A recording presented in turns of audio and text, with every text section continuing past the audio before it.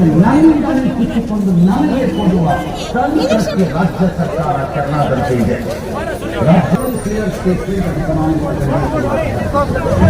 ಜನರ ಜೇಬಿಗೆ ಬ್ಲೇಡ್ ಹಾಕಿ ಪಿಕ್ ಪಾಕೆಟ್ ಮಾಡಿರುವ ಕಾಂಗ್ರೆಸ್ ಸರ್ಕಾರ ಮಾಡಿರುವ ಬಿಗ್ ಲಾಸ್ಗಳ ಪಟ್ಟಿ. ಪೆಟ್ರೋಲ್ ಬೆಲೆನೂ ಕಡಿಮೆ ಮಾಡ್ತೀವಿ, ಡೀಸೆಲ್ ಬೆಲೆನೂ ಕಡಿಮೆ ಮಾಡ್ತೀವಿ.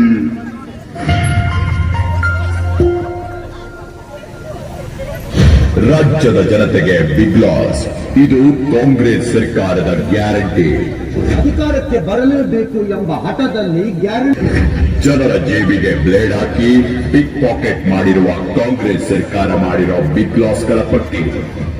ಹಾಲಿನ ಬೆಲೆ ಪ್ರತಿ ಲೀಟರ್ಗೆ ಅಂದ್ರೆ ಪ್ರತಿದಿನ 0% ಹೆಚ್ಚಳ. ವಿದ್ಯುತ್ ದರ ಪ್ರತಿ ಯೂನಿಟಿನಲ್ಲಿ 3 ರೂಪಾಯಿ ಅಂದ್ರೆ ಪ್ರತಿ ತಿಂಗಳಿಗೆ ಮಿನಿಮಮ್ 500 ರೂಪಾಯಿ ಬಿಗ್ ಲಾಸ್. ರಾಜ್ಯದ ಜನತೆಗೆ ಬಿಗ್ ಲಾಸ್. ಇದು ಕಾಂಗ್ರೆಸ್ ಸರ್ಕಾರದ ಗ್ಯಾರಂಟಿ. ಅಧಿಕಾರಕ್ಕೆ ಬರಲೇಬೇಕು ಎಂಬ ಹಠದಲ್ಲಿ ಗ್ಯಾರಂಟಿಗಳನ್ನ ಆರ್ಥಿಕ ತಜ್ಞರ ಜೊತೆ ಸರಿಯಾಗಿ ಚರ್ಚಿಸದೆ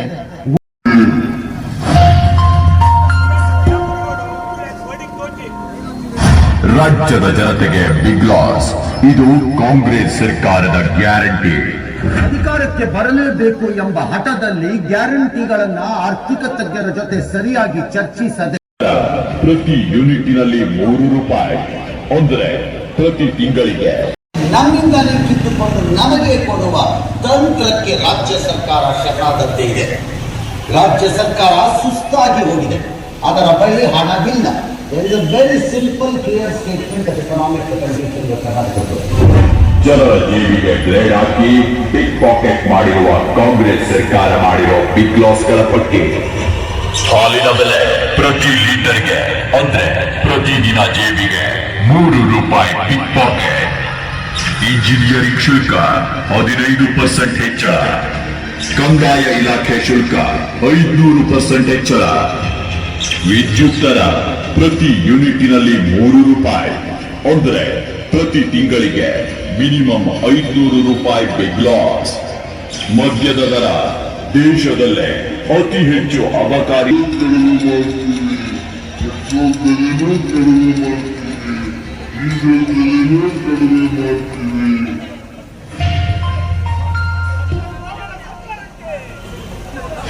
ರಾಜ್ಯದ ಜನತೆಗೆ ಬಿಗ್ ಲಾಸ್.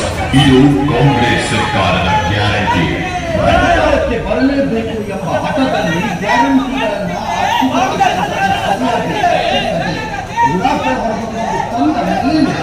ಈಗ ಅದನ್ನು ಮುಂದುವರಿಸಿ ಮತ್ತೊಮ್ಮೆ ನಮ್ಮಿಂದಲೇ ನಮಗೆ ಕೊಡುವ ತಂತ್ರಕ್ಕೆ ರಾಜ್ಯ ಸರ್ಕಾರ ಶರಣಾದಂತೆ ಇದೆ. ರಾಜ್ಯ ಸರ್ಕಾರ ಸುಸ್ತಾಗಿ ಹೋಗಿದೆ.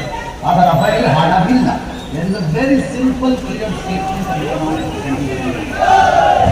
ಜನರ ಜೇಬಿಗೆ ಬ್ಲೇಡ್ ಹಾಕಿ ಪಿಕ್ ಪಾಕೆಟ್ ಮಾಡಿರುವ ಕಾಂಗ್ರೆಸ್ ಸರ್ಕಾರ ಮಾಡಿರೋ ಬಿಗ್ ಲಾಸ್ಗಳ ಪಟ್ಟಿ. ಹಾಲಿನ ಬೆಲೆ ಪ್ರತಿ ಲೀಟರ್ಗೆ ಅಂದ್ರೆ ಪ್ರತಿದಿನ ಜೇಬಿಗೆ 3 ರೂಪಾಯಿ ಪಿಕ್ ಪಾಕೆಟ್. ಇಂಜಿನಿಯರಿಂಗ್ ಶುಲ್ಕ 15% ಹೆಚ್ಚಳ. ಕಂದಾಯ ಇಲಾಖೆ ಶುಲ್ಕ 500% ಹೆಚ್ಚಳ. ವಿದ್ಯುತ್ ದರ ಪ್ರತಿ ಯೂನಿಟಿನಲ್ಲಿ 3 ರೂಪಾಯಿ ಅಂದ್ರೆ ಪ್ರತಿ ತಿಂಗಳಿಗೆ ಮಿನಿಮಮ್ 500 ರೂಪಾಯಿ ಬಿಗ್ ಲಾಸ್. ಮದ್ಯದ ದರ ದೇಶದಲ್ಲೇ ಅತಿ ಹೆಚ್ಚು ಅಬಕಾರಿ. 15% ಹೆಚ್ಚಳ. ಕಂದಾಯ ಇಲಾಖೆ ಶುಲ್ಕ 500% ಹೆಚ್ಚಳ. ವಿದ್ಯುತ್ ದರ ಪ್ರತಿ ಯೂನಿಟಿನಲ್ಲಿ 3 ರೂಪಾಯಿ ಅಂದ್ರೆ ಪ್ರತಿ ತಿಂಗಳಿಗೆ ಮಿನಿಮಮ್ 500 ರೂಪಾಯಿ ಬಿಗ್ ಲಾಸ್. ಬೆಲೆ ಏರಿಕೆಯ ಬರೆ ಹಾಕಿದ ಕಾಂಗ್ರೆಸ್ ಸರ್ಕಾರಕ್ಕೆ ಧಿಕ್ಕಾರ. ತೈಲ ಬೆಲೆ ಏರಿಸಿ ಲೂಟಿಗೆ ಇಳಿದ ಕಾಂಗ್ರೆಸ್ ಸರ್ಕಾರಕ್ಕೆ ದಿನಬಳಕೆಯ ವಸ್ತುಗಳ ಬೆಲೆಯನ್ನ ಗಗನಕ್ಕೇರಿಸಿದ ಕಾಂಗ್ರೆಸ್ ಸರ್ಕಾರಕ್ಕೆ ಬಡವರ ಜೇಬಿಗೆ ಕತ್ತರಿ ಹಾಕಿದ ಕಾಂಗ್ರೆಸ್ ಸರ್ಕಾರಕ್ಕೆ ನಂಗೂ ಫ್ರೀ ನಿಂಗೂ ಫ್ರೀ ಎಂದು ಜನತೆಯನ್ನು ಮೋಸಗೊಳಿಸಿದ ಸಿದ್ದರಾಮಯ್ಯರಿಗೆ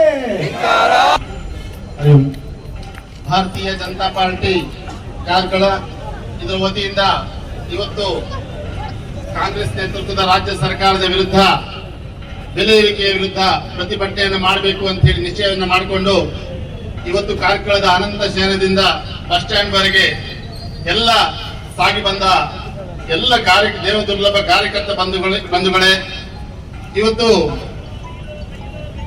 ನಮ್ಗೆಲ್ಲರಿಗೂ ಗೊತ್ತಿದೆ, ಕಳೆದ 1 ವರ್ಷದಿಂದ ಈ ರಾಜ್ಯದಲ್ಲಿ ಆಡಳಿತವನ್ನ ಮಾಡ್ತಾ ಇರುವಂತಹ ಕಾಂಗ್ರೆಸ್ ಸರ್ಕಾರ ಸುಳ್ಳು ಭರವಸೆಗಳ ಮುಖಾಂತರ ರಾಜ್ಯದಲ್ಲಿ ಸುಳ್ಳು ಭರವಸೆಗಳ ಮುಖಾಂತರ ಇವತ್ತು ಆಮಿಷವನ್ನು ಒಡ್ಡಿ ರಾಜ್ಯದಲ್ಲಿ ಅಧಿಕಾರಕ್ಕೆ ಬಂದಿರುವಂತಹ ಕಾಂಗ್ರೆಸ್ ಸರ್ಕಾರ ನಿರಂತರವಾಗಿ ಜನರ ಮೇಲೆ ತೆರಿಗೆಯನ್ನ ಹಾಕಿ ಒತ್ತಡವನ್ನ ಹಾಕಿ ಇವತ್ತು ಜನರ ಜೇಬಿನಿಂದ ದೋಚ್ತಾ ಇದ್ದು ಇವತ್ತು ರಾಜ್ಯಭಾರ ಮಾಡ್ತಾ ಇದೆ. ನಿರಂತರವಾಗಿ ವಿದ್ಯುತ್ ದರವನ್ನು ಹೆಚ್ಚಿಗೆ ಮಾಡಿದ್ದಿರ್ಬೋದು, ಅಥವಾ ಹಂತವಾಗಿ ಸ್ಟಾಂಪ್ ಪೇಪರ್ ಆಗಿರ್ಬೋದು, ರಿಜಿಸ್ಟ್ರಿ ದರವನ್ನು ಏರಿಕೆ ಮಾಡಿದ್ದಾಗಿರ್ಬೋದು, ಎಲ್ಲ ವಿಭಾಗಗಳಲ್ಲೂ ಕೂಡ ಇವತ್ತು ಕಾಂಗ್ರೆಸ್ ಸರ್ಕಾರ ಲೂಟಿಯನ್ನ ಮಾಡ್ತಾ ಮೊನ್ನೆ ಮತ್ತೊಮ್ಮೆ ಈ ರಾಜ್ಯದಲ್ಲಿ ಡೀಸೆಲ್ ಮತ್ತು ಪೆಟ್ರೋಲ್ ಬೆಲೆ ಏರಿಕೆ ಮಾಡುವುದರ ಮುಖಾಂತರ ಮತ್ತೊಮ್ಮೆ ಈ ರಾಜ್ಯದ ಜನರಿಗೆ ದೊಡ್ಡ ಹೊಡೆತವನ್ನು ನೀಡಿದೆ. ನಮ್ಗೆಲ್ಲರಿಗೂ ಗೊತ್ತಿದೆ ಬಂಧುಗಳೇ, ಇವತ್ತು ಡೀಸೆಲ್ ಮತ್ತು ಪೆಟ್ರೋಲ್ ಬೆಲೆ ಏರಿಕೆ ಆದ್ರೆ ಇವತ್ತು ಎಲ್ಲದಕ್ಕೂ ಕೂಡ ಹೊಡೆತವನ್ನು ಬೀಳ್ತದೆ. ಒಂದು ಕಡೆಯಿಂದ ಒಂದು ಕಡೆಗೆ ಕಚ್ಚಾ ವಸ್ತುಗಳು, ಮೂಲಭೂತ ಸೌಕರ್ಯಗಳನ್ನ ಸಾಗಿಸಬೇಕಿದ್ರೆ ಅಥವಾ ವ್ಯವಸ್ಥೆಗಳನ್ನ ಮಾಡಬೇಕಿದ್ರೆ ಇವತ್ತು ಎಲ್ಲವೂ ಕೂಡ ವಾಹನಗಳನ್ನ ಸ್ವಾವಲಂಬಿಯಾಗಿ ನಾವು ಬಳಸ್ಕೊಳ್ಬೇಕಾಗುವಂತ ಅನಿವಾರ್ಯತೆ ಇದೆ. ಈ ಸಂದರ್ಭದಲ್ಲಿ ಪೆಟ್ರೋಲ್ ಮತ್ತು ಡೀಸೆಲ್ ಬಳಕೆ ಹೆಚ್ಚಾಗಿದ್ದರಿಂದ ಎಲ್ಲ ದಿನಬಳಕೆ ವಸ್ತುಗಳು ಹೆಚ್ಚಾಗುವುದರ ಮುಖಾಂತರ ಮತ್ತೊಮ್ಮೆ ರಾಜ್ಯದ ಜನರಿಗೆ ಇವತ್ತು ಹೊರೆಯನ್ನು ಕೊಡುವಂತಹ ಕೆಲಸವನ್ನು ಈ ರಾಜ್ಯ ಸರ್ಕಾರ ಮಾಡ್ತಾ ಬಂದಿದೆ. ಇವತ್ತು ನಮ್ಗೆಲ್ಲರಿಗೂ ಗೊತ್ತಿದೆ, ಈ ಪಂಚಾಯತ್ ಮಟ್ಟದಲ್ಲಿ ನಾವು ಯೋಜನೆಯನ್ನ ಮಾಡಬೇಕು. ತುಂಬಾ ಗ್ರಾಮ ಪಂಚಾಯತ್ ಸದಸ್ಯರಿದ್ದೀರಿ. ಇವತ್ತು ಕಳೆದ 1 ವರ್ಷದಲ್ಲಿ ನಮ್ಗೆ ಪಂಚಾಯತ್ಗಳಿಗೆ ಬರಬೇಕಾಗಿರುವಂತಹ ರಾಜ್ಯದಿಂದ ಬರಬೇಕಾಗಿರುವಂತಹ ಶಾಸನಬದ್ಧ ಅನುದಾನ ಕೂಡ ಸರಿಯಾಗಿ ಬರ್ತಾ ಇಲ್ಲ. ಪಂಚಾಯತ್ಗಳಲ್ಲಿ ಎಸ್ಕೋ ಖಾತೆ ಅಂತ ಇದೆ, ರಾಜ್ಯ ಸರ್ಕಾರದಿಂದ ಬರುವಂತದ್ದು. ಪಂಚಾಯತ್ನ ಮೂಲಭೂತ ಸೌಕರ್ಯ ಕೊಡ್ಲಿಕ್ಕೆ, ಪಂಚಾಯತ್ ರಸ್ತೆ ರಿಪೇರಿ ಮಾಡ್ಲಿಕ್ಕೆ, ನಲ್ಲಿ ನೀರಿನ ವ್ಯವಸ್ಥೆ ಮಾಡ್ಲಿಕ್ಕೆ, ಪಂಚಾಯತ್ ಸಿಬ್ಬಂದಿಗಳಿಗೆ ಸಂಬಳ ಕೊಡ್ಲಿಕ್ಕೆ ಇವತ್ತು ಎಸ್ಕೋ ಖಾತೆ ಮುಖಾಂತರ 40% ಅನುದಾನವನ್ನು ರಾಜ್ಯ ಸರ್ಕಾರ ಕೊಡಬೇಕು. ಆದ್ರೆ ಕಳೆದ 1 ವರ್ಷಗಳಿಂದ ಸರಿಯಾಗಿ ಪಂಚಾಯತ್ ಎಸ್ಕೋ ಖಾತೆಗೆ ರಾಜ್ಯ ಸರ್ಕಾರ ದುಡ್ಡನ್ನು ಕೊಡ್ತಾ ಇಲ್ಲ. ಆ ಮುಖಾಂತರ ಇವತ್ತು ಹಳ್ಳಿಗಳಲ್ಲಿ ಗ್ರಾಮಗಳಲ್ಲಿ ಅಭಿವೃದ್ಧಿ ಕೊರತೆ ಆಗಿದೆ. ಗ್ರಾಮ ಪಂಚಾಯತ್ ಸದಸ್ಯರು ತಲೆ ಕೈಯುವಂತಹ ಪರಿಸ್ಥಿತಿ ಬಂದಿದೆ. ಒಂದೇ ಒಂದು ಅಭಿವೃದ್ಧಿ ಚಟುವಟಿಕೆಗಳನ್ನ ಮಾಡ್ಲಿಕ್ಕೆ ಇವತ್ತು ಗ್ರಾಮ ಪಂಚಾಯತ್ ಸದಸ್ಯರು ಕೂಡ ಆಗ್ತಾ ಇಲ್ಲ. ಶಾಸಕರ ಪರಿಸ್ಥಿತಿ ನಮ್ಗೆಲ್ಲರಿಗೂ ಗೊತ್ತಿದೆ. ಇಡೀ ರಾಜ್ಯದಲ್ಲಿ ಕಳೆದ 1 ವರ್ಷದಲ್ಲಿ ಒಂದೇ ಒಂದು ಗುದ್ದಲಿ ಪೂಜೆ ಆಗಲಿಲ್ಲ. ನಾವು ಮಾತ್ರ ಅಲ್ಲ, ಕಾಂಗ್ರೆಸ್ ಶಾಸಕರು ಕೂಡ ಇವತ್ತು ಅಳಲನ್ನು ತೋಡ್ಕೊಳ್ತಾ ಇದ್ದಾರೆ. ಬಹಿರಂಗವಾಗಿ ಹೇಳಲಿಕ್ಕೆ ಆಗದೇ ಇದ್ರು ಕೂಡ ಇವತ್ತು ಒಳಗೊಳಗೆ ಅವರು ಅಳಲನ್ನು ತೋಡ್ಕೊಳ್ತಾ ಇದ್ದಾರೆ. ನಮ್ಮ ರಾಜ್ಯದಲ್ಲಿ ಆಶ್ವಾಸನೆಯನ್ನು ಕೊಟ್ಟಿದ್ದೇವೆ, ಅಧಿಕಾರಕ್ಕೆ ಬರಬೇಕಿದ್ರೆ, ಎಲೆಕ್ಷನ್ಗೆ ಹೋಗಬೇಕಿದ್ರೆ ನಾವು ಜನರಿಗೆ ಆಶ್ವಾಸನೆಯನ್ನು ಕೊಟ್ಟಿದ್ದೇವೆ, ನಾವು ಜನರಿಗೆ ಭರವಸೆಯನ್ನು ಕೊಟ್ಟಿದ್ದೇವೆ. ಆ ಕೆಲಸವನ್ನ ಮಾಡ್ತೇವೆ, ರಸ್ತೆ ರಿಪೇರಿಯನ್ನ ಮಾಡ್ತೇವೆ. ಆದ್ರೆ ಯಾವುದೇ ಕೆಲಸ ಇವತ್ತು ಕಳೆದ 1 ವರ್ಷಗಳಲ್ಲಿ ಯಾವ ಶಾಸಕರಿಗೂ ಯಾವ ಜನಪ್ರತಿನಿಧಿಗೂ ಮಾಡ್ಲಿಕ್ಕೆ ಆಗದಂತಹ ಪರಿಸ್ಥಿತಿ ಇವತ್ತು ರಾಜ್ಯ ಸರ್ಕಾರ ತಂದಿದೆ. ಆದ್ರಿಂದ ಈ ಹೊರೆ ಜನರು ಅರ್ಥ ಮಾಡ್ಕೊಳ್ಬೇಕು. ಕಳೆದ ಬಿಜೆಪಿ ಸರ್ಕಾರ ಇರಬೇಕಿದ್ರೆ ರಾಜ್ಯದಲ್ಲಿ ನಮ್ಮ ಮೇಲೆ ನಿರಂತರ ಆರೋಪವನ್ನ ಮಾಡಿದ್ರು. ನಮ್ಮ ನಿರಂತರ ಆರೋಪವನ್ನ ಮಾಡಿದ ಮುಖಾಂತರ ಸುಳ್ಳು ಆಮಿಷಗಳನ್ನ ಕೊಡುವುದರ ಮುಖಾಂತರ ಇವತ್ತು ಅಧಿಕಾರಕ್ಕೆ ಬಂದಿದೆ. ಅಧಿಕಾರಕ್ಕೆ ಬಂದ ನಂತರ ಎಷ್ಟೋ ಜನರಿಗೆ ನಮ್ಗೆ ಗೊತ್ತಿದೆ, ಎಷ್ಟೋ ಜನರಿಗೆ ಗೃಹಲಕ್ಷ್ಮಿ ಯೋಜನೆ, ಬೇರೆ ಬೇರೆ ಯೋಜನೆ ಮುಖಾಂತರ ದುಡ್ಡು ಕೊಡ್ತೇನೆ ಅಂತ ಹೇಳಿದ್ದಾರೆ. ಆದ್ರೆ 60% ಜನರಿಗೆ ಇವತ್ತಿಗೂ ಕೂಡ ದುಡ್ಡು ಬರ್ತಾ ಇಲ್ಲ. ಕೇವಲ 30%, 40% ಜನರಿಗೆ ಅನುದಾನ ನೀಡುವುದರ ಮುಖಾಂತರ ಇವತ್ತು ಒಂದು ಕಣ್ಣಿಗೆ ಸುಣ್ಣ, ಒಂದು ಕಣ್ಣಿಗೆ ಬೆನ್ನಿಗೆ ಹಾಕುವಂತ ಕೆಲಸವನ್ನು ಇವತ್ತು ರಾಜ್ಯ ಸರ್ಕಾರ ಮಾಡ್ತಾ ಇದೆ. ನಮ್ಗೆ ಕಳೆದ ಇಷ್ಟು ವರ್ಷಗಳಲ್ಲೂ ಕೂಡ ರಾಜ್ಯದಲ್ಲಿ ಒಂದು ಅನುದಾನ ಇತ್ತು. ಎಸ್ಸಿ ಸಮುದಾಯಕ್ಕೆ ಎಸ್ಸಿ ಟಿಎಸ್ಪಿ ಅಂತ ಹೇಳಿ, ಎಸ್ಸಿ ಟಿಎಸ್ಪಿ ಅಂತ ಒಂದು ಅನುದಾನ ಇತ್ತು. ರಾಜ್ಯದಲ್ಲಿ ಇವತ್ತು ದಲಿತರ ಅಭಿವೃದ್ಧಿ ಆಗಬೇಕು, ದಲಿತರ ಕಾಲೋನಿಗಳ ಅಭಿವೃದ್ಧಿ ಆಗಬೇಕು, ದಲಿತರಿಗೆ ಬೇಕಾದಂತ ಮೂಲ ಸೌಕರ್ಯಗಳು ಕೊಡಬೇಕು ಅಂತ ಹೇಳುವ ರೀತಿಯಲ್ಲಿ ಇವತ್ತು ಎಸ್ಸಿ ಟಿಎಸ್ಪಿ ಅನುದಾನ ಇವತ್ತು ಬರ್ತಾ ಇತ್ತು ರಾಜ್ಯದಿಂದ. ಆದ್ರೆ ಈ ಸರ್ಕಾರ ಈ ಗ್ಯಾರಂಟಿ ಯೋಜನೆಗಳಿಗೆ ಅನುದಾನ ಕೊರತೆಯ ಕಾರಣದಿಂದಾಗಿ ಎಸ್ಸಿ ಟಿಎಸ್ಪಿ ಎಲ್ಲ 11,000 ಕೋಟಿ ಹಣವನ್ನ ಬೇರೆ ಖಾತೆಗಳಿಗೆ ವರ್ಗಾವಣೆ ಮಾಡೋದರ ಮುಖಾಂತರ ಇವತ್ತು ದಲಿತರಿಗೆ ಮೋಸವನ್ನ ಮಾಡಿದೆ. ಅದಕ್ಕೆ ಚೀಮಾರಿಯನ್ನ ಹಾಕಬೇಕು, ನಾಚಿಕೆ ಹಾಕಬೇಕು ಸರ್ಕಾರಕ್ಕೆ. ಮೊನ್ನೆ ಮತ್ತೊಮ್ಮೆ ವಾಲ್ಮೀಕಿ ಎಸ್ಟಿ ಸಮುದಾಯದವರ, ವಾಲ್ಮೀಕಿ ಜನಾಂಗದವರ ಅನುದಾನ ಇವತ್ತು ಇಡೀ ಲೋಕಸಭೆ, ನಾನು ಆರೋಪವನ್ನ ಮಾಡ್ತೇನೆ ಸಭೆ ಮುಖಾಂತರ, ಇವತ್ತು ಇಡೀ ಲೋಕಸಭೆ ಚುನಾವಣೆಯನ್ನ ಈ ವಾಲ್ಮೀಕಿ ಸಮುದಾಯದ ಅವರ ದುಡ್ಡನ್ನ ಬಳಕೆ ಮಾಡಿಕೊಂಡು ಇವತ್ತು ಇಲ್ಲಿಂದ ಬೇರೆ ಬೇರೆ ಖಾತೆಗಳಿಗೆ ವರ್ಗಾವಣೆ ಮಾಡಿಕೊಂಡು, ಬೇರೆ ರಾಜ್ಯದ ಪೆಟ್ರೋಲ್ ಪಂಪ್ ಮಾಲೀಕರ ಖಾತೆಗಳಿಗೆ ಹಾಕಿಕೊಂಡು, ಬೇರೆ ರಾಜ್ಯದ ಈ ಜ್ಯುವೆಲ್ಲರಿ ಮಾಲೀಕರ ಆ ಖಾತೆಗೆ ಹಾಕಿಕೊಂಡು ಇವತ್ತು ಇಡೀ ಹಣವನ್ನ ದೋಚಿ ಇವತ್ತು ಕೇಂದ್ರ ಸರ್ಕಾರದ ಲೋಕಸಭಾ ಚುನಾವಣೆಯನ್ನ ಕಾಂಗ್ರೆಸ್ಗೆ ದುಡ್ಡನ್ನು ದುರ್ಬಳಕೆ ಮಾಡಿಕೊಂಡಿದೆ. ನಮ್ಮ ರಾಜ್ಯದ ದಲಿತರ, ನಮ್ಮ ಬಡ ವರ್ಗದವರ ಇವತ್ತು ತೆರಿಗೆಯ ಹಣ ಇವತ್ತು ಕಾಂಗ್ರೆಸ್ ಸರ್ಕಾರ ಇವತ್ತು ಲೋಕಸಭಾ ಚುನಾವಣೆಗೆ ಬಳಸಿಕೊಂಡಿದೆ ಅಂತ ಹೇಳಲಿಕ್ಕೆ ನಾಚಿಕೆ ಆಗ್ಬೇಕಾ ಸರ್ಕಾರಕ್ಕೆ? ಇಡೀ ವರ್ಷ ಕಳೆದ ಒಂದು ವರ್ಷದಲ್ಲಿ ರಾಜ್ಯದಲ್ಲಿ ಲೂಟಿ ಮಾಡಿದಂತಹ ಸರ್ಕಾರ ಕೇಂದ್ರದ ಕಾಂಗ್ರೆಸ್ನ ಬೊಕ್ಕಸಕ್ಕೆ ಹೋಗ್ತಾ ಇದೆ. ಅದರಿಂದ ಇವತ್ತು ಗ್ಯಾರಂಟಿ ಯೋಜನೆಗಳನ್ನು ಕೂಡ ಸರಿಯಾಗಿ ಕೊಡ್ತಾ ಇಲ್ಲ. ಒಂದೇ ಒಂದು ಅಭಿವೃದ್ಧಿ ಕೂಡ ನಮ್ಮ ರಾಜ್ಯದಲ್ಲಿ ಆಗ್ತಾ ಇಲ್ಲ. ನಮ್ಗೆಲ್ಲರಿಗೂ ಗೊತ್ತಿದೆ, ಯಾವುದೇ ಕೂಡ ಅಭಿವೃದ್ಧಿಯನ್ನು ಮಾಡಿದಂತಹ ನಾಚಿಕೆಯಿಂದ ಸರ್ಕಾರ ಇವತ್ತು ಮುಖ್ಯಮಂತ್ರಿಗಳು ರಾಜೀನಾಮೆ ಕೊಟ್ಟು ಮನೆಗೆ ಹೋಗ್ಬೇಕು. ನಿಮ್ಮ ಶಾಸಕರ ಇವತ್ತು ಬಂಡೆದ್ದು ಮತ್ತೊಮ್ಮೆ ನಿಮ್ಗೆ ಬಂಡಾಯ ಶಾಸಕರಾಗಿ ನಿಲ್ಲುವಂತಹ ಕಾಲ ಮುಂದಿಲ್ಲ ಅಂತ ಹೇಳುವಂತ ವಿಚಾರವನ್ನು ಹೇಳಲಿಕ್ಕೆ ಇಷ್ಟಪಡ್ತೇನೆ. ಬಂಧುಗಳೇ, ನಮ್ಗೆ ಗೊತ್ತಿದೆ ಎಲ್ಲ ಬೆಲೆ ಏರಿಕೆಯ ಬೇರೆಲ್ಲ ವಿಚಾರಗಳು ದುರಾಡಳಿತ ಒಂದು ಕಡೆ ಆದ್ರೆ ಮೊನ್ನೆವರೆಗೆ ನಡೆದಂತಹ ಹತ್ಯೆಗಳು ನಮ್ಗೆಲ್ಲರಿಗೂ ಗೊತ್ತಿದೆ. ನೇಹಾ ಹತ್ಯೆ, ಕಾಂಗ್ರೆಸ್ನ ಕಾರ್ಪೊರೇಟರ್ ನ ಮಗಳನ್ನ ಹತ್ಯೆ ಆಗಿತ್ತು. ಕಾಂಗ್ರೆಸ್ನ ಕಾರ್ಪೊರೇಟರ್ ಮಗಳಿಗೆ ರಕ್ಷಣೆ ಕೊಡ್ಲಿಕ್ಕೆ ಇವತ್ತು ಕಾಂಗ್ರೆಸ್ ಸರ್ಕಾರಕ್ಕೆ ಆಗ್ತಾ ಇಲ್ಲ. ಅಂತಹ ಮತಾಂಧ ಶಕ್ತಿಗಳನ್ನ ಪೋಷಿಸಿ ಬೆಳೆಸಿ ಇವತ್ತು ನಮ್ಮ ರಾಜ್ಯದಲ್ಲಿ ಇವತ್ತು ಮೊನ್ನೆ ನಾವು ನೋಡಿರ್ಬೋದು, ನಮ್ಮ ಬೋಳಾರಲ್ಲಿ ನಮ್ಮ ವಿಜಯೋತ್ಸವವನ್ನು ಆಚರಿಸಿ ನಮ್ಮ ಸನ್ಮಾನ್ಯ ನರೇಂದ್ರ ಮೋದಿ ಅವರು 3ನೇ ಬಾರಿಗೆ ಪ್ರಮಾಣ ವಚನವನ್ನು ಸ್ವೀಕರಿಸಿ ವಿಜಯೋತ್ಸವವನ್ನು ಆಚರಿಸ್ತಾ ಬರಬೇಕಿದೆ. ಬೋಲೋ ಭಾರತ್ ಮಾತಾ ಕಿ ಅಂತ ಹೇಳುವ ಯುವಕರಿಗೆ ಚೂರಿಯನ್ನು ಹಾಕಿದ್ದನ್ನು ನಾವು ನೋಡಿದ್ದೇವೆ. ಅವರಿಗೆ ತಲವಾರಲ್ಲಿ ಹಾನಿಯನ್ನು ಮಾಡಿದನ್ನು ನಾವು ನೋಡಿದ್ದೇವೆ. ಅವರಿಗೆ ತಲವಾರಿನ ಮುಖಾಂತರ ದಾಳಿಯನ್ನು ಮಾಡಿದನ್ನು ನಾವು ನೋಡಿದ್ದೇವೆ. ಆದ್ರೆ ನಾವು ವಿಪರ್ಯಾಸ ಅಂದ್ರೆ ನಾವು ಆಲೋಚನೆಯನ್ನು ಮಾಡಬೇಕು. ಇವತ್ತು ಯಾರು ತಲವಾರು ದಾಳಿ ಮಾಡಿದ ಮತಾಂಧ ಶಕ್ತಿಗಳಿದಾರ ಅವರ ಮೇಲೆ ಕೇಸ್ ಆಗಿಲ್ಲ, ಬದಲಾಗಿ ನಮ್ಮ ಕಾರ್ಯಕರ್ತರ ಮೇಲೆ ಕೇಸ್ ಆಗಿದೆ. ಯಾಕೆ ಅಂತ ಕೇಳಿದ್ರೆ ಅವ್ರು ಹೇಳುವಂತ ಉತ್ತರ, ಅವರು ಪಾಕಿಸ್ತಾನದ ಪರವಾಗಿ ಘೋಷಣೆಗಳನ್ನ ಕೂಗಿದವರ ಪರವಾಗಿ ಯಾವುದೇ ಮೊಕದ್ದಮೆಗಳು ದಾಖಲಾಗುವುದಿಲ್ಲ. ಪೊಲೀಸ್ ಇಲಾಖೆಯನ್ನು ದುರುಪಯೋಗ ಮಾಡ್ತಾರೆ. ವಿಧಾನಸೌಧದ ಒಳಗೆ ಕೂಡ ಪಾಕಿಸ್ತಾನದ ಪರವಾಗಿ ಘೋಷಣೆಯನ್ನು ಕೂಗಿದ್ರು, ಆದ್ರೂ ಕೂಡ ಮೀನಾಮೇಷ ಎಣಿಸಿದ್ರು. ಅಲ್ಲಿಂದ ವಿಧಿವಿಜ್ಞಾನದ ವರದಿ ಬಂದ ನಂತರ ಅವರ ಮೇಲೆ ಎಫ್ಐಆರ್ ದಾಖಲಾಗ್ತದೆ. ಆದ್ರೆ ಮೊನ್ನೆ ನಡೆದಂತಹ ಉಳ್ಳಾಲದಲ್ಲಿ ನಡೆದಂತಹ ಈ ಒಂದು ವಿಚಾರದಲ್ಲಿ ನಮ್ಮ ಕಾರ್ಯಕರ್ತರ ಮೇಲೆ ಆಸ್ಪತ್ರೆಯಲ್ಲಿ ಯಾರು ಏಟು ತಿಂದು ಮಲಗಿದಾರ ಅಂತ ಕಾರ್ಯಕರ್ತರ ಮೇಲೆ ಎಫ್ಐಆರ್ ಆಗ್ತದೆ. ಇವತ್ತು ಕಾರಣವನ್ನ ಕೇಳಿದ್ರೆ ಸರ್ಕಾರ ಹೇಳ್ತದೆ ಅವರು ಮಸೀದಿಯ ಎದುರಿಗೆ ಬೋಲೋ ಭಾರತ್ ಮಾತಾ ಕಿ ಜೈ ಅಂತ ಹೇಳಿದಾರ ಅಂತ ಹೇಳಿ. ನಾವು ವಿಧಾನಸೌಧದ ಒಳಗೆ ಪಾಕಿಸ್ತಾನದ ಪರವಾಗಿ ಘೋಷಣೆ ಕೂಗಿದ್ರೆ ಅವರ ಮೇಲೆ ಮೀನಾಮೇಷ ಹಾಕ್ತಾರೆ, ಮೊಕದ್ದಮೆಗಳನ್ನು ದಾಖಲಿಸಲಿಕ್ಕೆ. ಆದ್ರೆ ಯಾವುದೋ ಮಸೀದಿಯ ಎದುರು ಭಾರತ್ ಮಾತಾ ಕಿ ಜೈ ಅಂತ ಹೇಳುವ ಕಾರಣಕ್ಕೆ ಅವರ ಮೇಲೆ ಮೊಕದ್ದಮೆಗಳನ್ನ ಹಾಕ್ತಾರೆ. ಅಲ್ಲಿ ಪರಿಸರಕ್ಕೆ ಅಲ್ಲಿ ಸಮಸ್ಯೆ ಆಗ್ತದೆ, ಕೋಮುಗಲಭೆ ಆಗ್ತದೆ ಅಂತ ಹೇಳೋ ಕಾರಣಕ್ಕೆ ನೀವು ಭಾರತ್ ಮಾತಾ ಕಿ ಜೈ ಅಂತ ಹೇಳುವಂತದ್ದು ಮಸೀದಿ ಎದುರು ಹೇಳಬಾರ್ದು ಅಂತ ಹೇಳಿದ್ರೆ ನಾವು ಯಾವ ದೇಶದಲ್ಲಿದ್ದೇವೆ ಅಂತ ಹೇಳುವಂತ ಆಲೋಚನೆ ಇವತ್ತು ಮಾಡಬೇಕಾದಂತ ಅನಿವಾರ್ಯತೆ ಇದೆ ಬಂಧುಗಳೇ.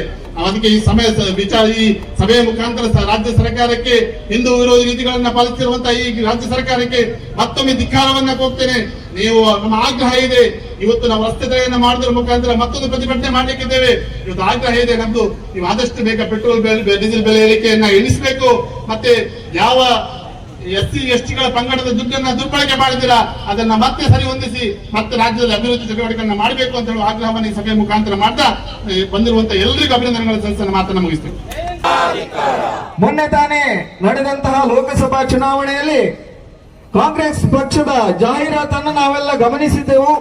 ಒಂದು ಚೊಂಬಿನ ಜಾಹೀರಾತನ್ನ ಇಡೀ ನಮ್ಮ ರಾಜ್ಯಕ್ಕೆ ನೀಡಿದ್ರು.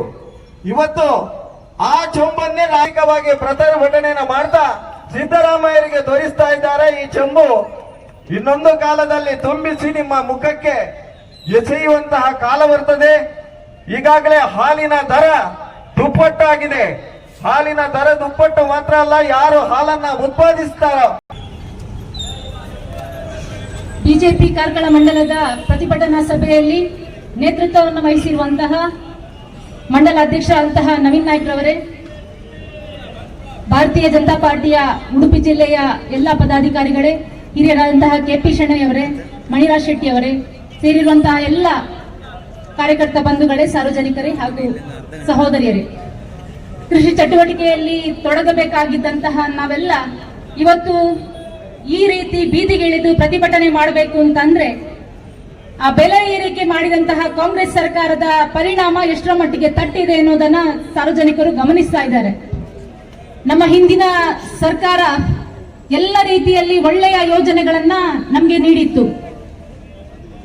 ಆಮೇಲೆ ಚುನಾವಣೆಯ ಸಂದರ್ಭದಲ್ಲಿ ಉಚಿತವಾಗಿ ಒಂದಷ್ಟು ಆಮಿಷಗಳನ್ನ ತೋರಿಸಿ ಇವತ್ತು ಅಧಿಕಾರಕ್ಕೆ ಬಂದಂತಹ ಕಾಂಗ್ರೆಸ್ ಸರ್ಕಾರ ಆ ಉಚಿತ ಯೋಜನೆಗಳಿಗೆ ಹಣವನ್ನ ಭರಿಸಲಾಗದೆ ಗಂಡಸರ ಕಿಸೆಯಿಂದ ಕಿತ್ತು ಹೆಂಗಸರಿಗೆ ಒಂದಷ್ಟು ಹಣವನ್ನ ಚುನಾವಣಾ ಸಂದರ್ಭದಲ್ಲಿ ಮಾತ್ರ ಅಕೌಂಟ್ಗೆ ಹಾಕುವಂತಹ ಕೆಲಸವನ್ನ ಮಾಡ್ತಾ ಬಂತು.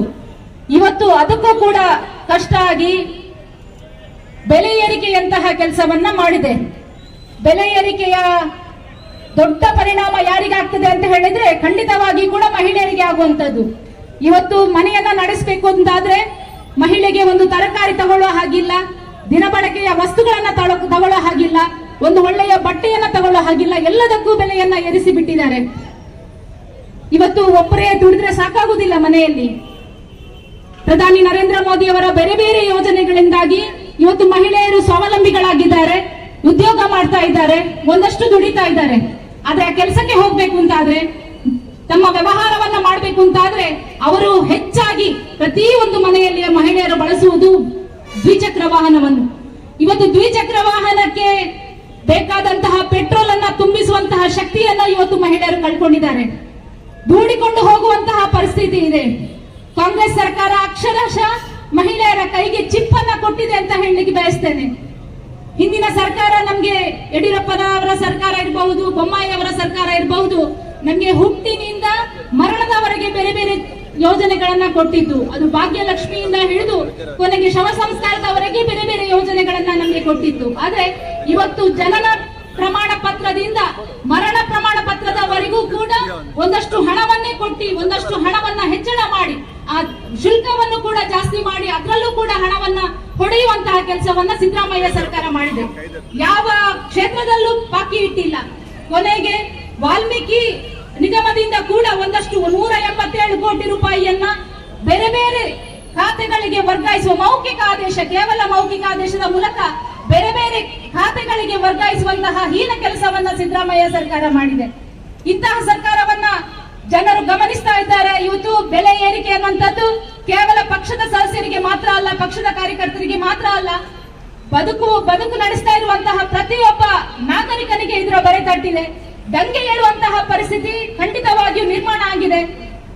ಜನ ಎಲ್ಲವನ್ನ ಗಮನಿಸ್ತಾ ಇದ್ದಾರೆ. ಮುಂಬರುವಂತಹ ಚುನಾವಣೆಗಳಲ್ಲಿ ಬೀದಿಗೆ ಬಂದು ಮಹಿಳೆಯರೆಲ್ಲರೂ ಉಗ್ರವಾದಂತಹ ಹೋರಾಟ ಮಾಡುವಂತಹ ಸಂದರ್ಭ ಎದುರಾಗಿದೆ.